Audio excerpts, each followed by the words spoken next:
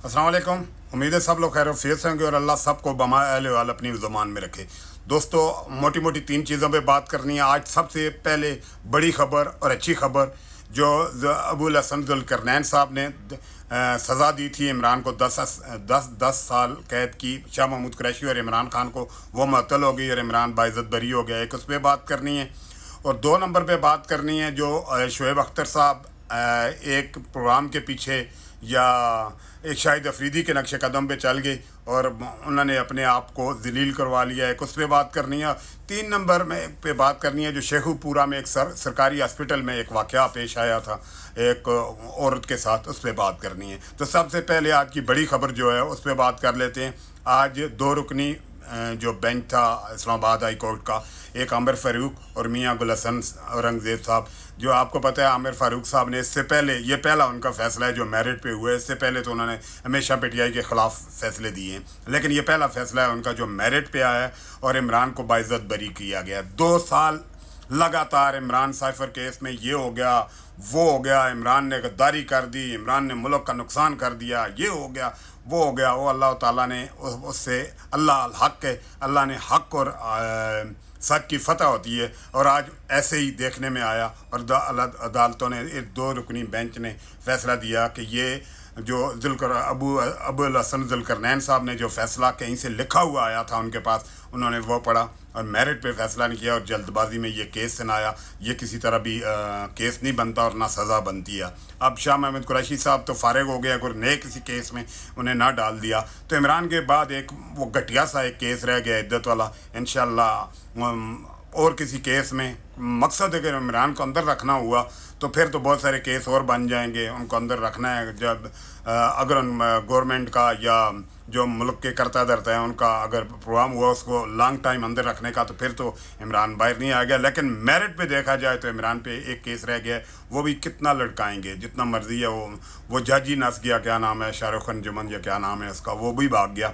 लेकिन इंशाल्लाह हक और सच की फतह होगी और इमरान बहुत जल्द इंशाल्लाह बाहर होगा। दूसरे नंबर पे शोएब अख्तर की बात कर लेते हैं। शोएब अख्तर देखें, जो इमरान का करैक्टर है, इमरान की जो कौल और फेल में तज़ाद नहीं है, जो इस अवाम के साथ खड़ा हुआ है, अवाम ने उसे एक ऐसी मेराज पे बिठा दिया है कि इमरान खान फैसले करते हैं जेल के अंदर बैठ के, और उसके साथ जो जुड़ गया वो हीरो, जो उससे गलत हो गया या जो उसने मुखालफत की तो वो इस कौम का ज़ीरो हो जाता है। और शोएब अख्तर भी हमारा कौमी हीरो है। वो अलग बात है, इन्होंने सारी उम्र कंट्रोवर्शियली गुजारी है, कभी किधर फटा कभी किधर फटा, लेकिन ये क्रिकेट का हमारा हीरो है, हमारा सरमाया है। लेकिन एक गेम ऑन है, एक पीटीवी का प्रोग्राम है, बहुत छोटी सी कीमत है उन्होंने अपनी लगाई और उस पर बिक गए और वहाँ पे बैठ के उन्होंने अता तारड़ और शहबाज शरीफ साहब की तारीफ़ें शुरू कर दी।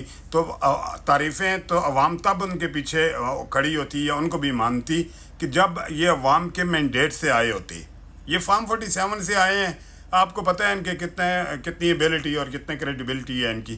तो इस वजह से अवाम ने तो शोएब अख्तर को, हमारा हीरो है, ज़रा हाथ हौला रखें, उनसे भी रिक्वेस्ट है। लेकिन शोएब अख्तर अपनी बहुत कम कीमत लगाई है। एक प्रोग्राम के पीछे वो उन्होंने इनकी तारीफ़ें कर दी नालायकों की ये पूरे पाकिस्तान को पता है और हर बच्चे को पता है। तो शोएब अख्तर की बड़ी फॉलोइंग है, लोग इंडिया, श्रीलंका, बल्कि पूरी दुनिया में उनको पसंद करते हैं और इस बात पे लोग उनके पीछे पड़ गए। तो इमरान एक के मेयार बन गया पाकिस्तान में, या कौम ने मेयार बना दिया। जो इसके साथ खड़ा हुआ वो ज़ीरो से हीरो, और जो इसके मुखालिफ गया या उसके मुखालिफ गया तो वो हीरो से ज़ीरो। तो यही कुछ शोएब अख्तर साहब के साथ हो रहा है। आज सोशल मीडिया उठा के देख लें, पूरा जितना भी वह भरा हुआ है शोएब अख्तर के साथ लान तान हो रही है। लेकिन ये है कि शोएब अख्तर साहब, एक वसीम अकरम भी तो हीरो है ना, करैक्टर उसका जिस तरह भी था, जो भी उस पर थे, लेकिन आज तक उसने इमरान के ख़िलाफ़ कोई बात नहीं की। तो शोएब अख्तर साहब, शोहरत कमाना तो बड़ा आसान होता है, लेकिन उसे मेंटेन रखना और उसे बरकरार रखना इस तरह हर बंदे के बस का काम नहीं है। आपने भी शाहिद अफरीदी की तरह वही किया जो शाहिद अफरीदी के साथ हुआ।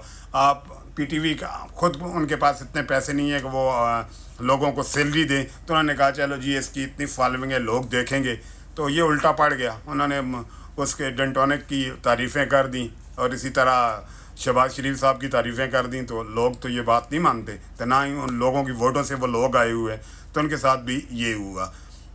अब तीसरे नंबर पे बात कर लेते हैं जी, जो शेखुपुरा में एक हॉस्पिटल में एक शेखुपुरा की एक औरत आई या एक बच्ची आई अपनी भतीजी को देखने के लिए।